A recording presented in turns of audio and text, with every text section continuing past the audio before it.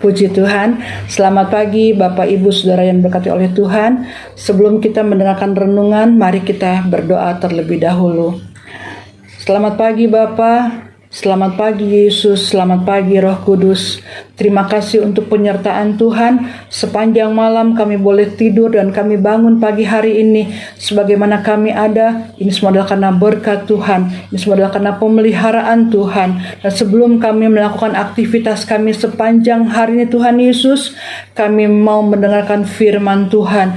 Kami mau merenungkan firman-Mu. Berfirmanlah ya Tuhan, kami siap mendengarkannya di dalam nama Tuhan Yesus Kristus. Haleluya. Amin. Puji Tuhan. Tema renungan pagi sepanjang minggu ini adalah Allah dan perbuatannya. Nah, hari ini kita akan melihat Allah sebagai penasehat ajaib atau wonderful counselor. Mari kita buka di dalam Yesaya 9 ayat yang ke-5. Yesaya 9 ayat yang ke-5 berbunyi sebagai berikut. Sebab seorang anak telah lahir untuk kita, seorang putra telah diberikan untuk kita, lambang pemerintahan ada di atas bahunya, dan namanya disebutkan orang, penasihat ajaib, Allah yang perkasa, Bapa yang kekal, Raja damai. Ayat ini seringkali dibawakan ketika kita memperingati Natal. Memang benar, Yesaya menubuatkan kelahiran Yesus Kristus Sang Mesias beratus-ratus tahun sebelumnya. Nah, hari ini kita melihat salah satu nama yang disematkan kepada Yesus, yaitu penasihat ajaib, yang dalam terjemahan bahasa Inggris disebut sebagai Wonderful Counselor. Arti kata wonderful adalah hebat, sangat bagus, gemilang, mengagumkan. Sedangkan arti kata counselor adalah penasehat, mentor, konsultan, ataupun pengacara. Nah, di dalam sebuah sekolah ada guru yang berperan sebagai guru BK. Seringkali murid-murid menjuluki guru BK ini atau guru bimbingan dan konseling sebagai polisi sekolah. Karena ketika mereka dipanggil oleh guru BK, mereka tahu mereka akan dihukum atau mereka akan diberikan peringatan. Ya, peran guru BK di sini adalah untuk membimbing siswa supaya dapat melakukan berbagai upaya pencegahan terhadap hal-hal yang dapat mengganggu prestasi belajar. Dan dia juga berperan sebagai pembimbing siswa untuk dapat menyelesaikan berbagai permasalahan yang dialami dalam belajar. Di dalam dunia, kita juga mengenal konselor atau penasihat. Tetapi pada umumnya, penasihat ini hanya menguasai satu bidang saja. Seperti misalnya penasihat keuangan. Penasihat keuangan tidak terlalu menguasai tentang masalah hukum. Itu sebabnya diperlukan penasihat hukum. Ada juga penasihat keluarga atau penasihat politik dan lain sebagainya. Mengapa kita membutuhkan sang penasihat ajaib? Karena pengetahuan kita terbatas. Seperti ada yang mengibaratkan pengetahuan kita itu hanya sampai ke langit-langit. Tingginya hanya sampai ke langit-langit. Tetapi pengetahuan Allah jauh lebih tinggi mengatasi langit. Di dalam Amsal 3 ayat 7a berkata, "Janganlah engkau menganggap dirimu sendiri bijak. Ada banyak hal yang terjadi di luar kemampuan kita. Itu sebabnya kita perlu bimbingan dari sang penasihat ajaib." Penasihat ajaib merupakan penjelmaan hikmat sempurna dan mempunyai kata-kata hidup kekal. Selaku penasehat, ia akan menyingkapkan rencana keselamatan yang sempurna. Hal itu dapat kita baca di dalam Yesaya 11 ayat 1 sampai dengan 16. Nanti Bapak Ibu Saudara bisa baca ya. Di dalam Yesaya 11 ayat 1 sampai dengan 16. Yesus memiliki hikmat yang melampaui hikmat manusia. Kita bisa baca di dalam Alkitab ketika berusia 12 tahun, para ahli Taurat terheran-heran, terkagum-kagum akan hikmat yang dimiliki oleh Tuhan Yesus. Di dalam Kolose 2 ayat 3 berkata, kita buka saja ya Bapak Ibu Saudara. Kolose 2 ayat yang ketiga.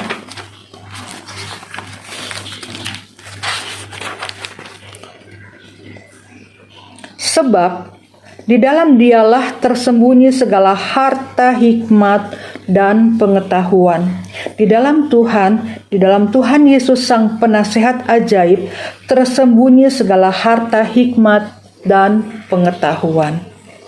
Kemudian di dalam Mazmur 119 ayat 24 dikatakan, Mazmur 119 ayat 24, ya, peringatan-peringatanmu menjadi kegemaranku, menjadi penasehat-penasehatku.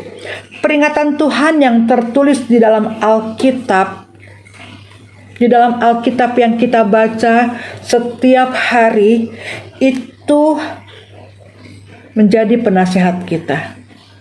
Menjadi penasehat kita dalam segala keadaan. Kita dapat datang dan menghampiri Dia, Sang Penasehat ajaib. Kita dapat membuka firman Tuhan untuk mendapatkan jalan keluar.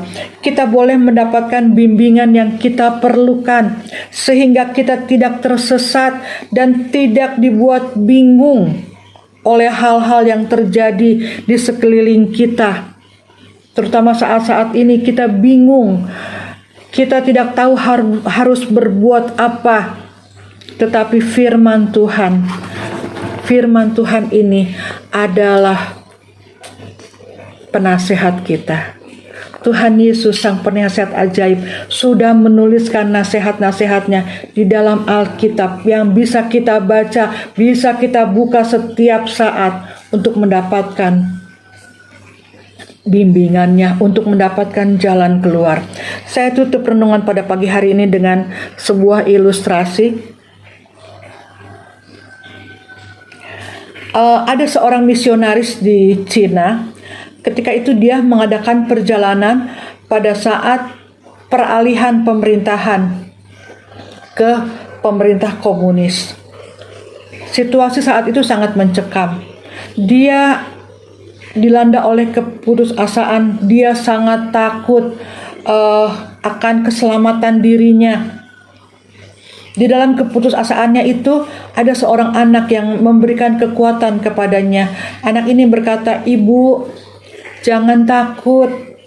Ingatlah akan pengalaman Musa ketika di padang gurun, betapa Tuhan memelihara Musa, Tuhan menuntun Musa dan bangsa Israel menghadapi setiap permasalahan yang mereka alami." Kemudian misionaris ini di dalam keputusasaannya, di dalam kebingungannya, dia bilang, "Betul anakku, memang betul, tetapi aku bukanlah Musa." Anak ini bilang, "Iya ibu, tetapi Tuhan tetaplah Tuhan. Tuhan tetaplah Tuhan." Puji Tuhan, ibu, bapak, ibu, saudara yang diberkati oleh Tuhan. Dia adalah tetap Tuhan. Tuhan yang disembah oleh Musa adalah Tuhan yang sama yang kita sembah pada saat ini. Kebingungan apakah yang bapak, ibu, saudara hadapi saat ini? Apakah kita mengalami jalan buntu? Apakah kita merasa sepertinya sudah putus asa? Mari datang kepada penasehat ajaib. Dia akan memberikan jalan keluar kepada kita semua. Puji Tuhan. Puji Tuhan. Mari kita berdoa. Terima kasih Tuhan Yesus. Terima kasih ya Allahku, Sang Penasehat ajaib. Ajar kami Tuhan untuk berpaling kepada Tuhan ketika situasi begitu mencekam, ketika kami dilanda oleh ketakutan. Kami tahu kami aman di dalam Engkau, sebab Engkau tidak pernah meninggalkan kami. Engkau senantiasa memberikan jalan keluar kepada kami. Engkau memberikan nasihat-nasihat-Mu kepada kami. Terima kasih Tuhan Yesus. Terima kasih Tuhan. Bersyukur kami memiliki Allah yang seperti Engkau. Di dalam nama Tuhan Yesus kami berdoa dan mengucap syukur. Haleluya. Amin.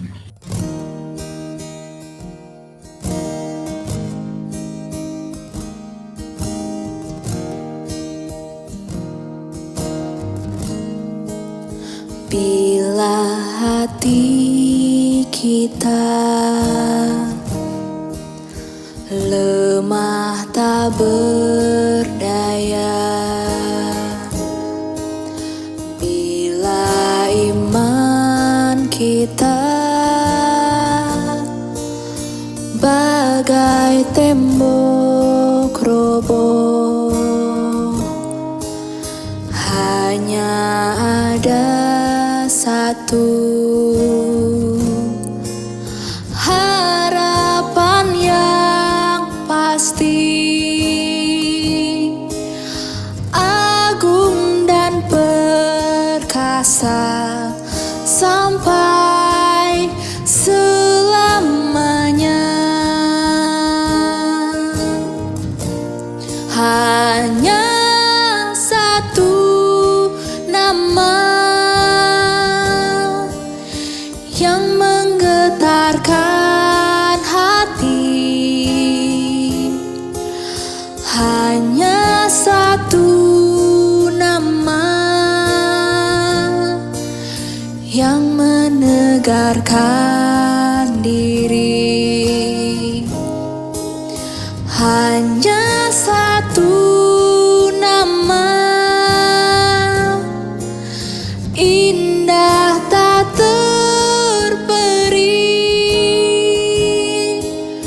nama Yesus, nama Raja segala raja. Bila hati kita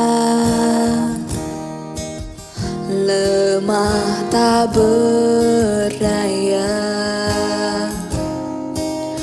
bila iman kita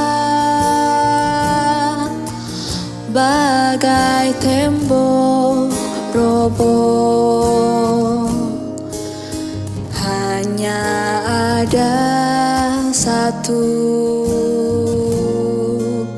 harapan yang pasti,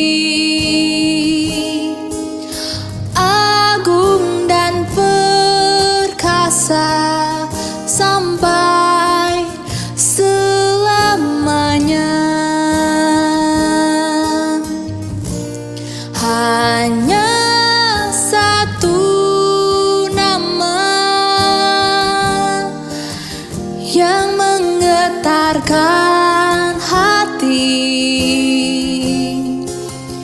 hanya satu nama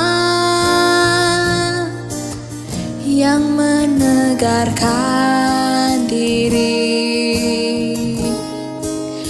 hanya satu nama indah tak terperi, nama Yesus, nama Raja segala raja. Nama Yesus, nama Raja, nama Yesus, nama Raja, nama Yesus, nama Raja segala raja.